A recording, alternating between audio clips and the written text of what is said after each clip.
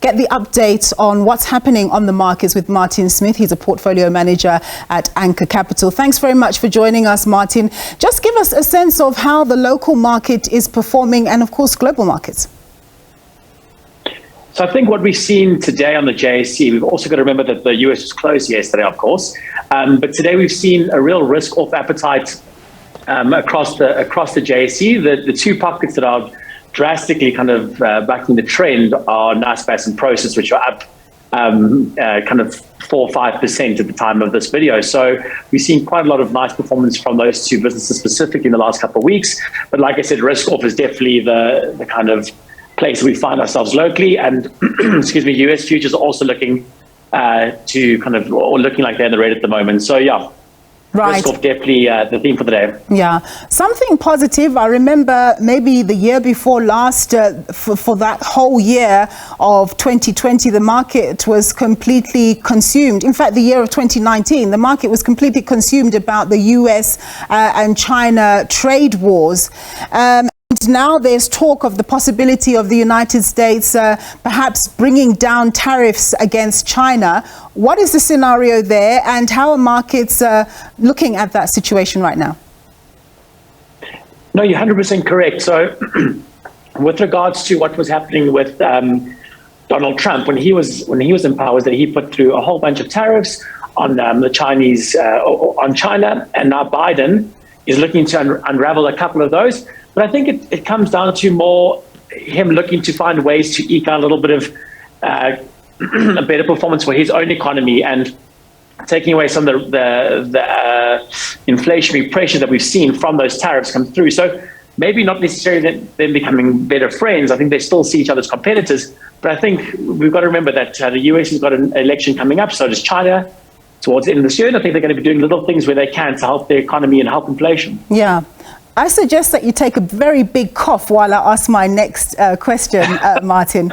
And that's basically, we're worried about the power cuts in the country at the moment. Are you concerned that if they are prolonged, that we might see a recessionary situation in South Africa? Yes, so I mean, stage 6 is definitely not good for anyone, consumers, businesses. It's a very negative outcome for the country.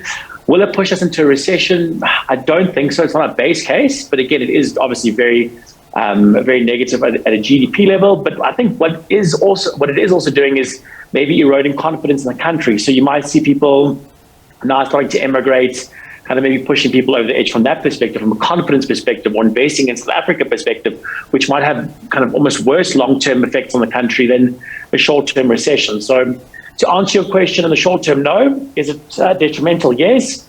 And are they knock-on effects? Also, yes. Yeah. And just in terms of global themes in the second half of this year, which we're already in, what do you see as some of the risks and opportunities? So I think the big thing is what happens with US inflation and US interest rates, how that impacts growth. I think that's the big overhang, but there's also other things as well that are all relatively interrelated. You've got the war in Ukraine and Russia still going on. How does China go from a growth and COVID perspective? So there's other things that are still kind of playing out, but I think the biggest overhang is US inflation, US growth, and how interest rates kind of get on in the US throughout the rest of the year. And then lastly, we do have the Fed minutes coming out tomorrow, just basically giving us a sense of the mindset of the Federal Reserve in their current monetary policy path. I suppose we can't really expect that many surprises there. And then, of course, on Friday, we have the Nonfarm payrolls coming out as well. Yeah, absolutely. I think you hit the nail on the kind of the nail on the hammer on the nail there. Excuse me. You're not too many kind of surprises expected from those Fed minutes, because you have had, obviously, they had the meeting, you've had Powell speaking at the Congress and the like. So I think we also had the Fed releasing their numbers so far as kind of from a growth perspective and things like that. So we have a lot of data to work off of. So I don't think there's going to be any surprises. I don't expect any surprises. I think people are going to look through the kind of minutes with the fine-tooth comb, specifically around, is the 75 basis points hike usual or unusual? And I think that's kind of the only thing really. Like I said, I don't think there's going to be too many surprises.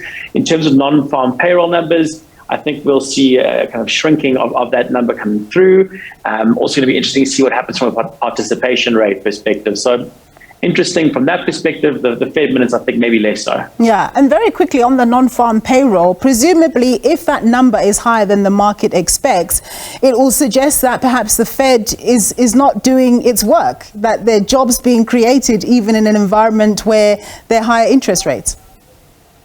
No, you're absolutely correct there. And I think that's the very fine kind of balance that they have to strike is keeping the economy going fast enough, and also, but not too fast so that inflation kind of spirals out of control. So very, very difficult job that they've got on their hands. And I think we're just going to have to analyze it data point by data point, I guess.